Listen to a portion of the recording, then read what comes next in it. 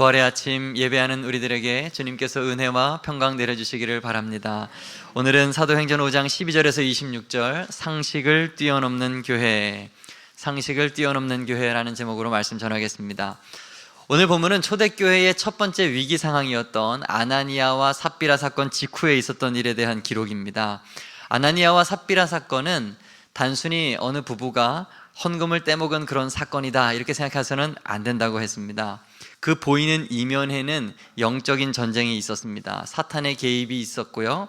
이 사건을 통해서 초대교회 성도들은 영적 전쟁이라고 하는 것을 이제 볼 수 있는 영안의 눈이 열리게 되었습니다. 그리고 하나님을 두려워하는 그런 신앙 또한 갖게 되었습니다. 이 사건에서 마귀가 부렸던 강력한 도구는 거짓말이었습니다. 에덴 동산에서 거짓말로 사람을 무너뜨렸던 마귀는 예수님께도 거짓말을 통하여서 시험에 빠지게 노력을 했고, 이제 초대교회도 거짓말로 무너뜨리려고 하는 것입니다. 사랑하는 여러분, 사탄은 오늘도 우리를 거짓으로 유혹하고 넘어뜨리려고 합니다.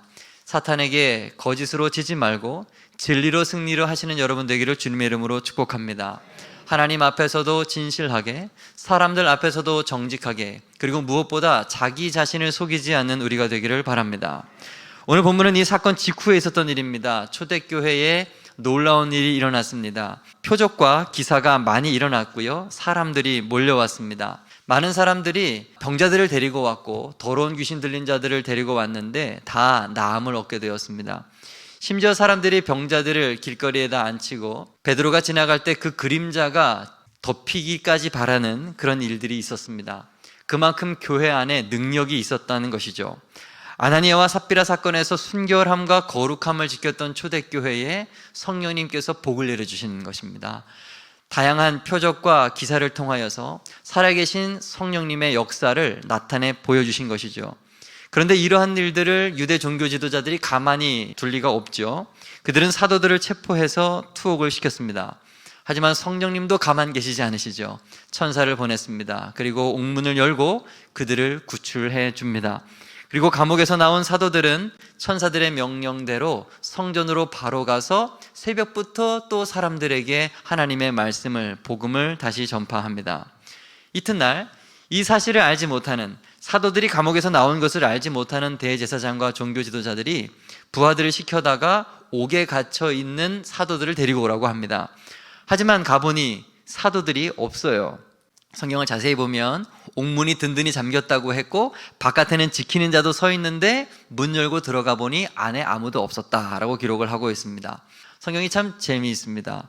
사도들이 감옥에서 나올 때도 성경을 자세히 보면 천사가 문을 열었다고 그랬어요. 그렇게 탈출을 시켰는데 지금 보니까 문이 잠겨져 있어요. 상상을 해봅니다. 천사가 데리고 나와서 뒤로 돌아서 자기가 문을 잠근 것 같아요.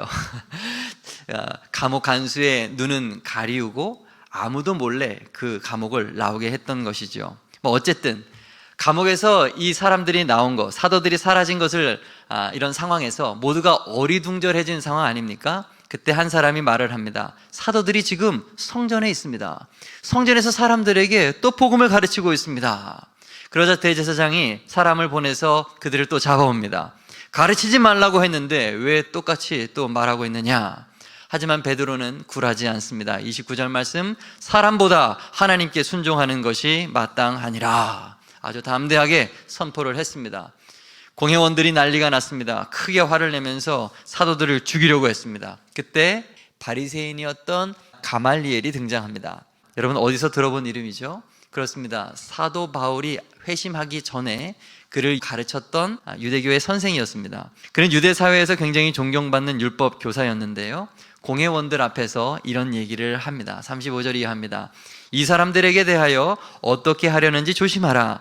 이전에 드다가 일어나서 스스로 선전하며 사람이 약 400명이나 따르더니 그가 죽임을 당하며 따르던 모든 사람들이 흩어져 없어졌다.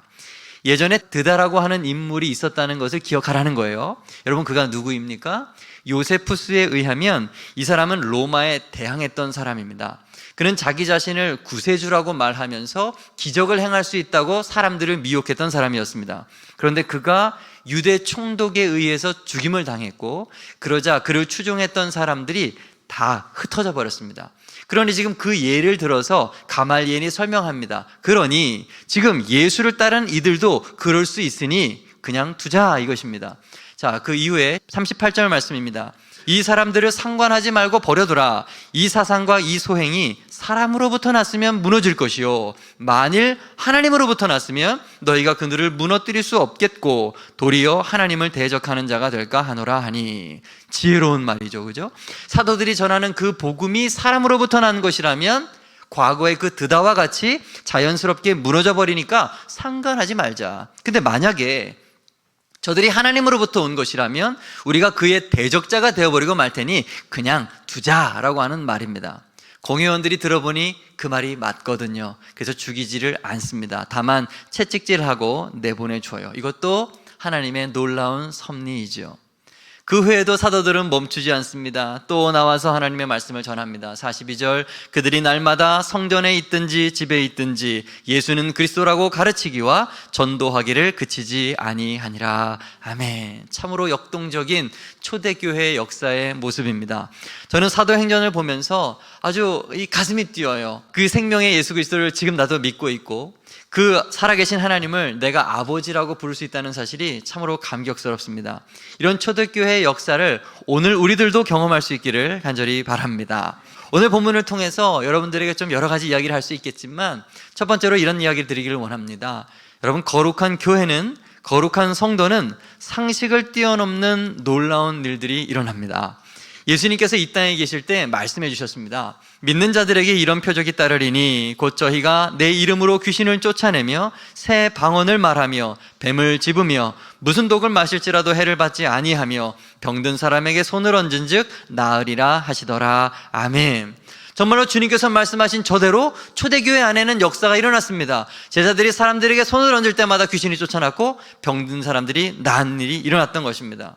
요한복음 14장 12절 예수님께서 이런 말씀도 하셨었죠. 내가 진실로 진실로 너희에게 이르노니 나를 믿는 자는 나의 하는 일을 저도 할 것이요 또한 이보다 큰 것도 하리니 이는 내가 아버지께로 감이니라. 아멘.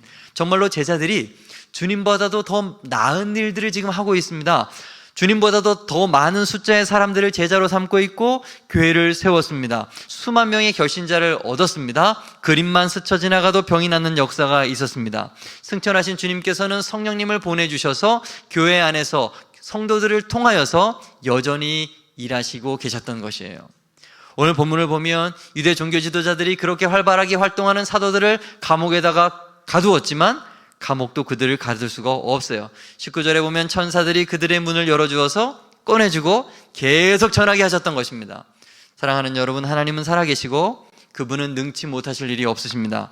오늘도 마찬가지예요. 하나님은 실수하지 않으시고 정확한 시간에 우리의 상황 가운데 개입하셔서 하나님의 뜻을 이루십니다. 사도들의 기도를 외면하지 않으시고 감옥에 갇힌 그들에게 천사를 보내서 건져주셨던 것처럼 오늘 감옥과 같은 우리들의 현실 가운데서도 하나님은 천사를 보내주시고 우리를 건져주시고 우리의 앞길을 인도해 주시는 것을 믿으시기를 바랍니다. 하나님의 때가 있습니다. 하나님은 하나님께서 생각하실 때 가장 좋으신 때에 우리의 생각을 뛰어넘는 하나님의 놀랍고 오묘한 방법으로 하나님의 뜻을 펼치십니다. 예수님의 이름에 더러운 귀신이 떠나가는 줄로 믿습니다. 육체의 질병이 치료될 줄로 믿습니다. 가정의 문제가 해결이 됩니다. 마음의 우울함과 답답함에서 벗어날 것입니다. 하나님께서 마음만 먹으시면 지금 이 순간, 예배드리는 이 순간에도 우리 안에 있는 악한 어둠들이 다 사라지게 될 줄로 믿습니다. 거룩한 교회는 이렇게 상식을 넘어서는 놀랍고 신비한 일들이 날마다 일어나는 공동체가 되는 것이에요. 우리의 계산으로는 안 되는데 믿음으로는 되는 일이 있어요. 상식으로는 불가능한데 신기하게 되는 일이 있습니다. 우리는 그것을 경험하며 지난 1년을 지내왔고 지금도 그러한 일들은 일어나고 있으며 앞으로 교회가 존속하는 한 하나님의 역사는 끊임없이 일어나게 될 것입니다. 예레미야 33장 2절에서 3절 말씀을 우리 큰 소리로 외쳐봅니다. 시작. 이를 행하시는 여호와, 그것을 만들며 성취하시는 여호와, 그의 이름을 여호와라 하느니가 이와 같이 이르시도다. 너는 내게 부르짖으라. 내가 내게 응답하겠고 내가 알지 못하는 크고 은밀한 일을 내게 보이리라. 아멘. 아멘.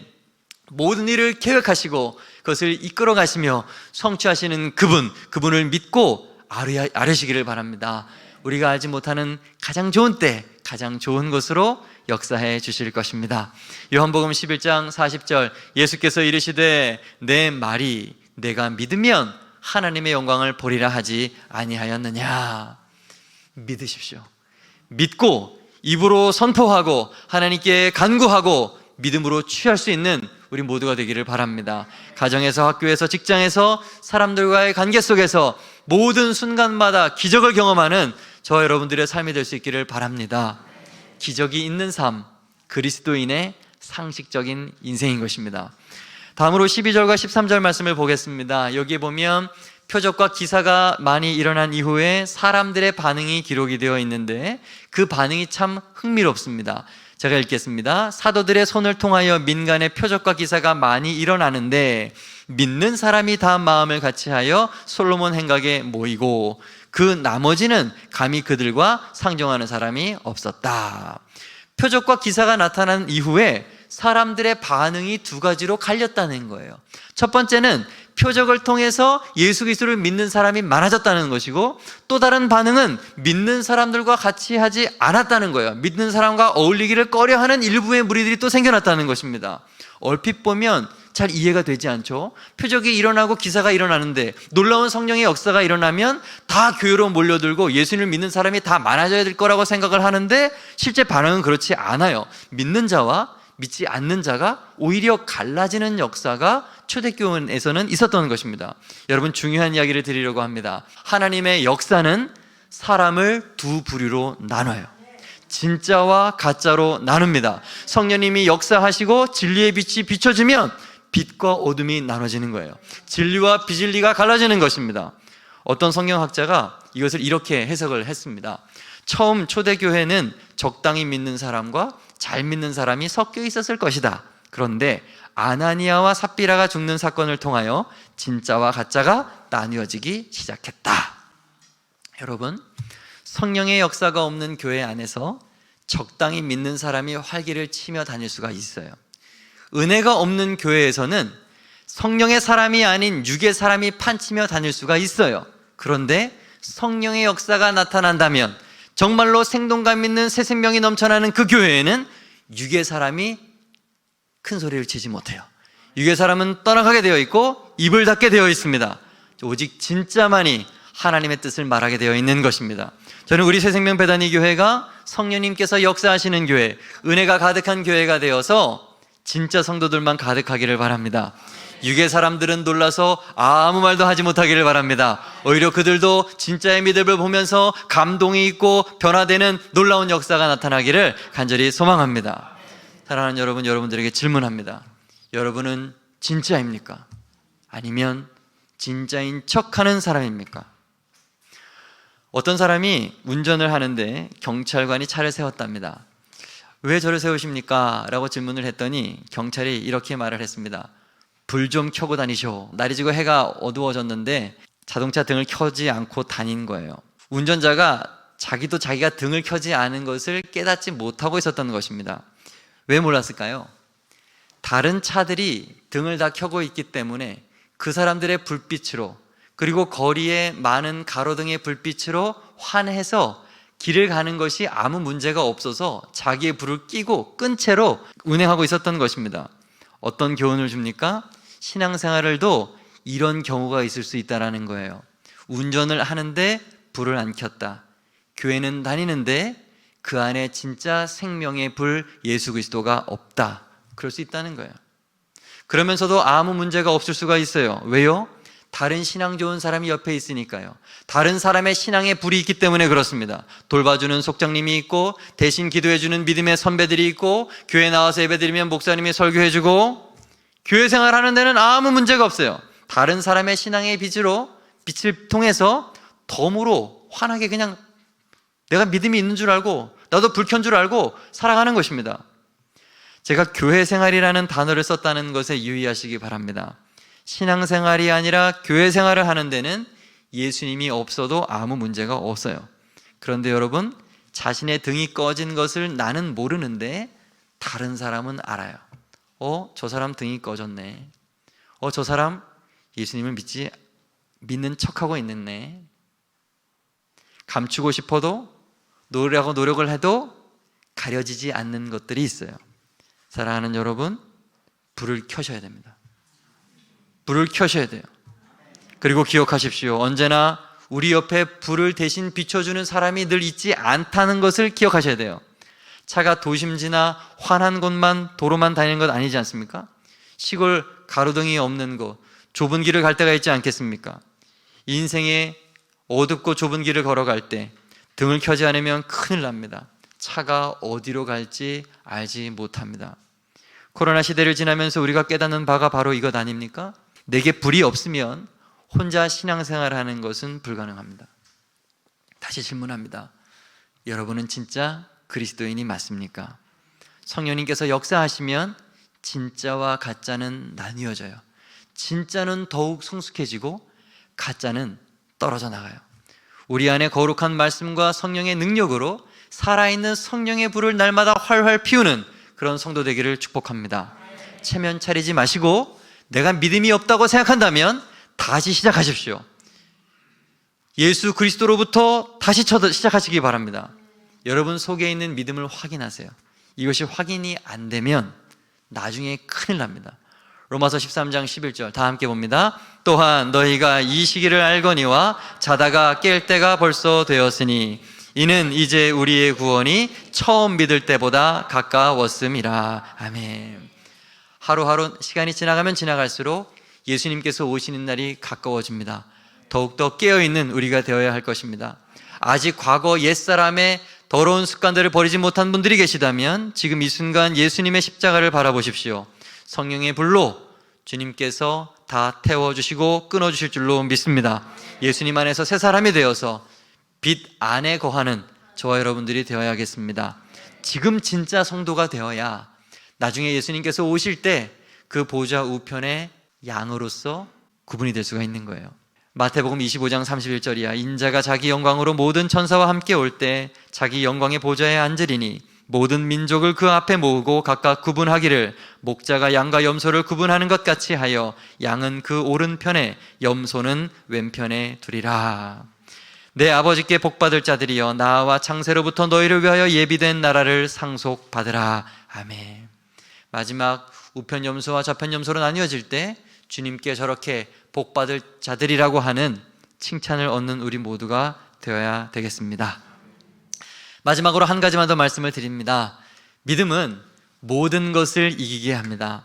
반복적으로 언급하는 이야기지만 하나님의 천사가 감옥문을 열고 갇힌 사도들을 바깥으로 끌어낸 후에 그들은 도망치지 않았어요. 21절 말씀을 보니까 새벽에 성전에 들어가서 가르쳤다라고 기록하고 있습니다. 또 복음을 전한 거예요. 얼마나 담대한 모습입니까? 보통 사람은 도망갔거나 어떻게 뭔가 대항할 방법을 찾았을 텐데 지금 이 사도들은 옥에서 나온 있는 모습 그대로 코앞에 있는 성전에 가서 또 복음을 전합니다. 그리고 사람들이 자기를 잡으러 오니까 순순히 또 잡혀서 자발적으로 잡혀 들어갑니다. 마치 겟세마네 동산에 있는 예수님의 모습과 비슷합니다. 그들은 더 이상 흔들리지 않습니다. 비록 과거에는 주님 버리고 도망치기에 급급했던 그런 인생이었지만 지금은 그들 속에 진짜 성령님이 계신 거예요. 이제는 담대하게 주님의 이름으로 체포를 당합니다. 주님께서 십자가 지셨을 때 그 속에 있던 담대함이 이제 성령님을 통하여서 그들 안에 굳건히 자리를 잡고 있었던 것입니다. 요한복음 16장 33절 이것을 너희에게 이름은 너희로 내 안에서 평안을 누리게 하려 함이라. 세상에서는 너희가 환난을 당하나 담대하라 내가 세상을 이기었노라 하시니라. 예수님께서 하셨던 저 말씀이 이제는 제자들의 마음속에 살아 꿈틀거리고 능력으로 역사하였던 것입니다. 정말로 하늘에서 주시는 평안함으로 그 어떤 매질도 그 어떤 감옥도 죽음의 위협도 저들을 흔들지 못했던 것입니다. 이사야 41장 10절 두려워하지 말라 내가 너와 함께함이라. 놀라지 말라 나는 네 하나님이 됨이라. 내가 너를 굳세게 하리라. 참으로 너를 도와주리라. 참으로 나의 의로운 오른손으로 너를 붙들리라. 그렇습니다. 믿음은 모든 것을 이기게 합니다. 모든 두려움을 떨쳐버리고 우리로 하여금 담대함과 용기를 더해줍니다. 이 사도들이 공회에 잡혀서 사람들 앞에 또 신문을 받을 때 베드로가 얼마나 담대했는지 몰라요. 29절 31절 말씀을 봅니다. 사람보다 하나님께 순종하는 것이 마땅하니라. 너희가 나무에 달아 죽인 예수를 우리 조상의 하나님이 살리셨고 이스라엘에게 회개함과 죄사함을 주시려고 그를 오른손으로 높이사 임금과 구주로 삼으셨느니라. 아멘.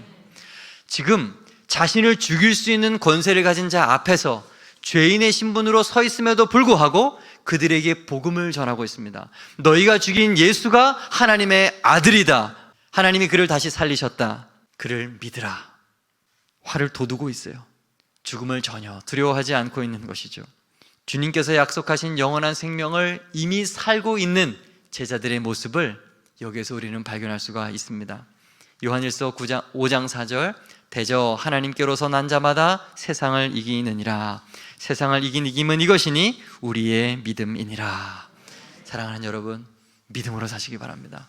우리가 이 험한 세상을, 이 악한 세상을 이길 수 있는 단 한 가지 유일한 힘은 하늘에서 오는 믿음밖에 없는 것입니다. 믿음장이라고 불리는 히브리서 11장, 참으로 많은 인물이 기록되어 있죠. 아벨은, 에녹은, 노아는, 아브라함은, 이삭은, 야곱은, 모세는 쭉 이야기하다가 맨 마지막에 이렇게 설명합니다. 이런 사람은 세상이 감당하지 못하느니라. 오늘 본문에 사도들도 이와 동일한 사람들이었습니다. 성령의 사람이요, 믿음의 사람이요, 이 세상이 감당하지 못하는 사람들이었습니다. 나중에 채찍맞고 풀려났잖아요. 그때 성경은 또 그들을 뭐라고 묘사하는지 아십니까?